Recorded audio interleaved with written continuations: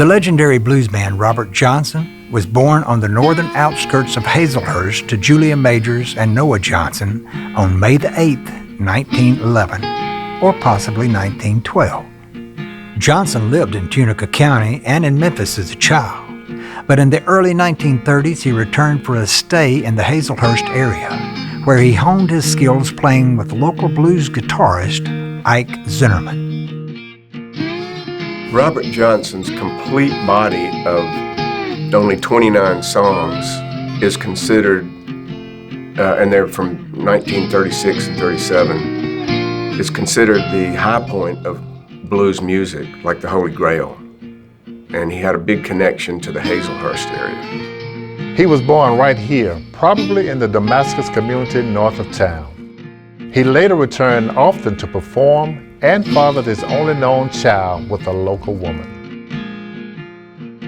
Johnson's mother, Julia Majors, was originally from Hazelhurst, and after separating from her first husband, Hazelhurst native Charles Dodds, she had a child with Noah Johnson, a local sawmill worker.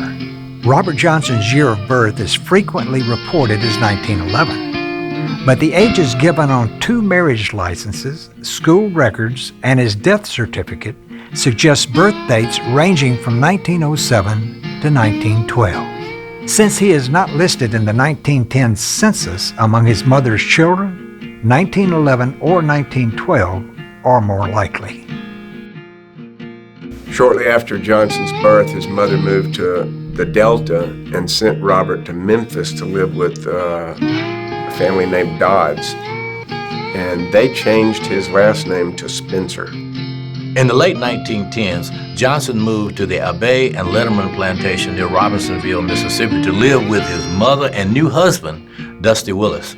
Some confusion about the details of Johnson's life has stemmed from his using the names Johnson, Dodds, Spencer, and Willis.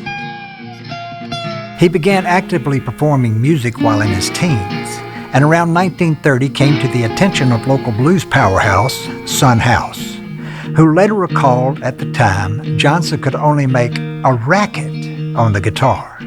In the early 30s, Johnson returned to the Hazelhurst area, where he studied with guitarist Ike Zinnerman of Beauregard, 10 miles south of Hazelhurst.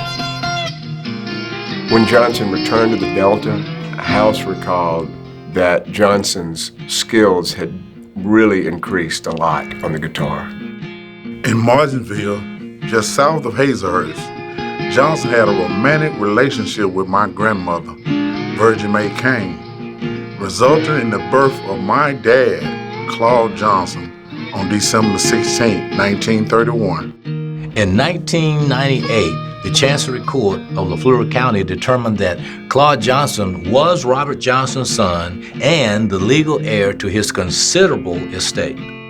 He, me, and my brothers formed the Robert Johnson Blues Foundation, whose mission statement is geared toward art education. In May of 1931, Robert married a Martinsville woman, Callie Kraft, and gave a Memphis address when he filed for the license.